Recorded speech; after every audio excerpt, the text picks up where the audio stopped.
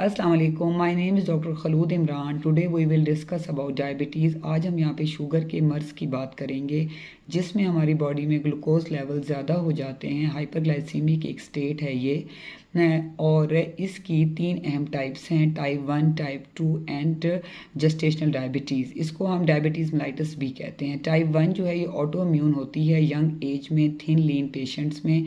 इसमें होता क्या है कि इसमें जो पेंक्रियाज हैं उनके बीटा सेल डिस्ट्रॉय होते हैं और वो इंसुलिन प्रोड्यूस नहीं कर सकते, इसलिए वो ग्लूकोज को हमारी बॉडी में नॉर्मली तौर पे मेटाबोलाइज या यूटिलाइज नहीं कर सकते और पेशेंट का कीटो एसिडोसिस में जाने का चांस ज़्यादा होता है। जो टाइप 2 है ये एडल्ट्स में होते हैं, थोड़ी कदरे बड़ी एज में होता है, ओबीस पेशेंट्स में कॉमन है और इसमें जो है या तो हमारे बॉडी सेल्स जो हैं वो रेजिस्टेंट हो जाते हैं इंसुलिन को और या फिर इंसुलिन एनफ प्रोड्यूस नहीं होती, जिसकी वजह से जो है वो ग्लूकोज लेवल हमारी बॉडी में ज़्यादा हो जाते हैं। जो थर्ड टाइप है वो जेस्टेशनल डायबिटीज़ है जो कि 20 वीक्स ऑफ प्रेगनेंसी के बाद फीमेल को होती है और आफ्टर डिलीवरी या तो ये ख़त्म हो जाती है या बाज़-औक़ात रह जाती है और पेशेंट टाइप 2 में चला जाता है। अब असल में जो आज मैं यहाँ पे डिस्कस करना चाहती हूँ वो उसकी लैब वैल्यूज़ हैं। आपको ये पता होना चाहिए कि शुगर आजकल जो है हर बंदा घर में चेक कर लेता है, क्योंकि शुगर एक बहुत कॉमन बीमारी है और हर घर में तकरीबन अब ग्लूकोमीटर की सहूलत मौजूद है। तो आपको अगर लैब वैल्यूज़ पता होंगी तो आपके लिए आसानी होगी डायग्नोसिस के लिए। अगर एक पेशेंट जो है फास्टिंग है, भूखे पेट है, उसने कोई पानी वगैरह नहीं पिया हुआ, सुबह कोई नाश्ता नहीं किया हुआ और उसकी फास्टिंग अगर जो है वो 80 से 100 के बीच में आ रही है तो उसको हम नॉर्मल कंसिडर करेंगे। और अगर जो है वो 100 से 125 के बीच में है फास्टिंग तो वो इम्पेयर्ड है, मतलब ये प्री डायबिटीज़ है। पेशेंट को फूड कंट्रोल करना चाहिए, अदरवाइज़ उसको डायबिटीज़ हो जाएगी। और अगर जो है वो भूखे पेट बीएसएफ जो है वो मोर देन 126 है तो वो डायबिटिक है, उसको ट्रीटमेंट अब लेनी चाहिए।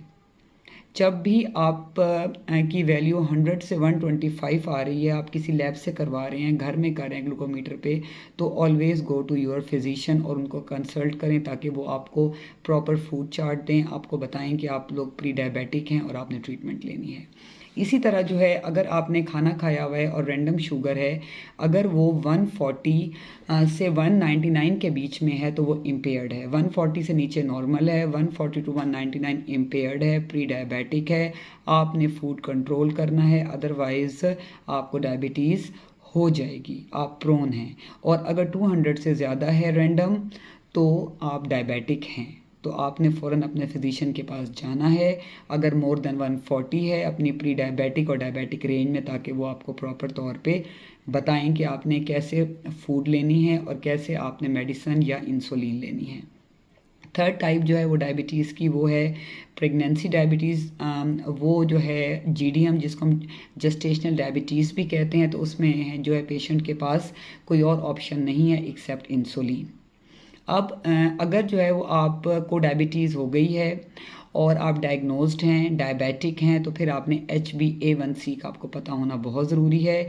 अगर पेशेंट की जो है वो लैब वैल्यूज़ 5.4% पे आ रही हैं तो वो नॉर्मल है। अगर 5.4 से लेकर 6.4% तक आ रही है तो वो प्री डायबिटिक रेंज है। उसमें अगर आपका फूड कंट्रोल अच्छा है तो आप जो है वो डायबिटिक रेंज में जाने से बच जाएंगे। लेकिन अगर HbA1c जो है मोर देन 6.5% है तो आप डायबिटिक हैं और आपने उसकी ट्रीटमेंट लेनी है। डायबिटीज़ को कभी भी लाइट नहीं लेना, शुगर की बीमारी को लाइट नहीं लेना, क्योंकि ये एक सिंड्रोम है। ये हमारी बॉडी को हेड से लेकर eyes, kidneys, heart, even skin में डायबिटिक फुट वगैरह आते हैं, ये हर ऑर्गन को अफेक्ट करती है। इसलिए please never take it light. अगर आपके घर में या लैब में आप जाते हैं और आप वहाँ पे आपको लैब वैल्यूज़ जैसे कि मैंने बताई हैं डिरेंज मिलती हैं, तो please go to your doctor.